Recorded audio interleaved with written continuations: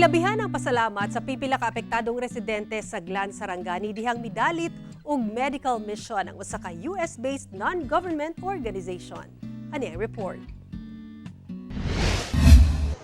Emosyonal ang 60 anyos nga si Nanay Juliana Dawon dihang nainumduman ang pait nga nahitabo sa iyang mga paryente sa Jose Abad Santos sa Davao Occidental kung asa pipila ka paryente niya ang namatay dihang miigo ang magnitude 7.8 nga linog sa Sarangani ni adtong June 8. Maayo akong pagpuyo diri sa Marcos, naglinog wa namin magkita. Di ay ma'am ang ilahan, natukan man di ay ma'am sa lupa dito sa Jazz.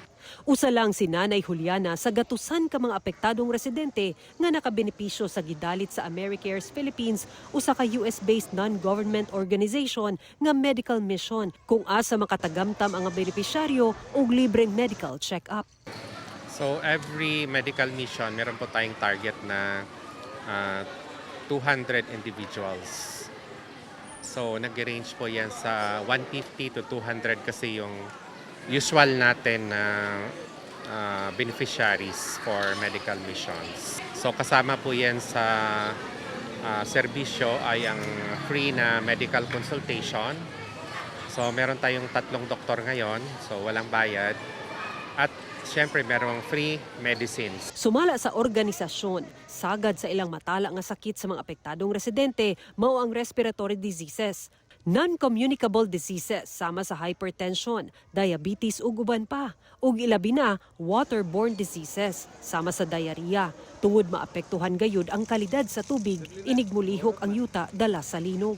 Kaya we try as much as possible na i-cater po yung hanggang water, sanitation and hygiene para yung mga diseases na related po doon na medyo madami po ay maiwasan po natin. Gani gamit ang ilang nag-inusara lang sa Pilipinas nga water purifier nga usa ka American technology, nagdalit sila og limpyo nga tubig alang sa mga benepisyaryo. Butang nga gipasalamatan gayud sa mga apektadong residente. Daghang ayong salamat yun, makatabang yun sa mga, pati sa mga bata nga gipanggatas. Salamat ganyan sila, nakatabang po na mo. Kay mahal kayo palito ni, 30 per galon. Kauban si Jojo Solarte, Sara Hilomen Velasco. 1 Mindanao.